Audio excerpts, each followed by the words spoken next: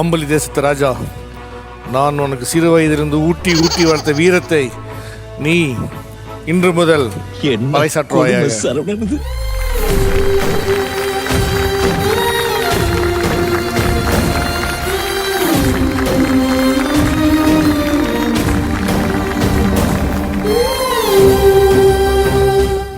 சந்தனம் மணக்கும் குங்குமம் அழகு நெத்தியிலே, ஒரு அழகு பெட்டகம் புதிய புத்தகம் சிரிக்கும் பந்தலிலே, முழு சந்திரன் வந்தது போல்.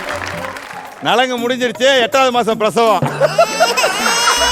யாரெல்லாம் வளையல் மாட்டிலே மாட்டலாம் வாங்க. மகாராஜா, இந்த நேரத்துல அதுவும் நீங்க ராஜாவா ஆன இந்த தருணத்துல மக்களுக்காக என்ன சொல்ல விரும்புறீங்க? ராஜாதி ராஜ ராஜ குலோத்துங்க அழகப்பனாகிய நான் அம்புலி தேசத்தின் ராஜாவாக, நான் மக்கள் மனதை கவர்ந்தவனாக, ஜனரஞ்சக நாயகனாக, குணச்சித்திர நடிகனாக மக்களின் மனதை வென்று இன்று பட்டாபிஷேகத்தை ஏற்றுக்கொண்டேன்.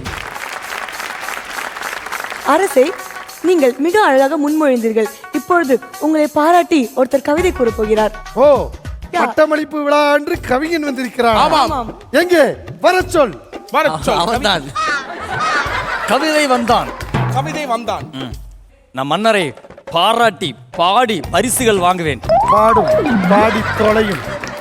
ராஜாதி ராஜா, உன்னுடைய தந்திரம் ஊரையே காவு வாங்கும் உன்னுடைய தரித்திரம். இந்த எகத்தாளம் எல்லாம் என்கிட்ட வச்சுக்காத. எதிரிகளை அலற வைக்கும் போக்கிரியே, எதிரி நாட்டு ராணி குளிக்கும் போது பாக்கிரியே. இல்லை ராணி, அவன் அவதூறு கூறுகிறான், நம்பி விடாதே, அருகில் வா. மக்கள் மனதில் நீ ஒரு அழகப்பா. ஆட்சி பண்ண தெரியலனா ப்ளீஸ் விலகப்பா. எங்களுக்கு நீ கிடைத்தது பெரும் வரமே, ஆனால் நீ இருப்பது 24 hours அந்த புறமே. நீ வாழ்க, உன் பெருமை வாழ்க. டேய், இங்க வாடா. இதெல்லாம் ஒரு கவிதையாடா? பின்ன இது ஒரு கவிதை இல்லை, 6 கவிதை. பட்டாபிஷேகத்தன்று ஒரு எருமையை பலி கொடுக்க வேண்டும் என்று எனது முன்னோர்கள் கூறியிருக்கிறார்கள். எந்த எருமை? ஆனால் இன்று எனக்கு எருமை கிடைக்கவில்லை, யானை உண்டு. ஒரு எருமையோடு சேர்த்து கண்ணுக்குட்டியும் கிடைத்திருக்கிறது. ராஜா, நான் என்ன செய்தேன்? நீதான் எல்லாம் செய்தாய். ஏனென்றால் நீ தொகுப்பாளராக இருப்பதே ஒரு சிரமம். அதில் இவன் வந்து விட்டால் படு சிரமம். உதைப்பதற்குள் ஓடிவிடு. தேங்க்யூ.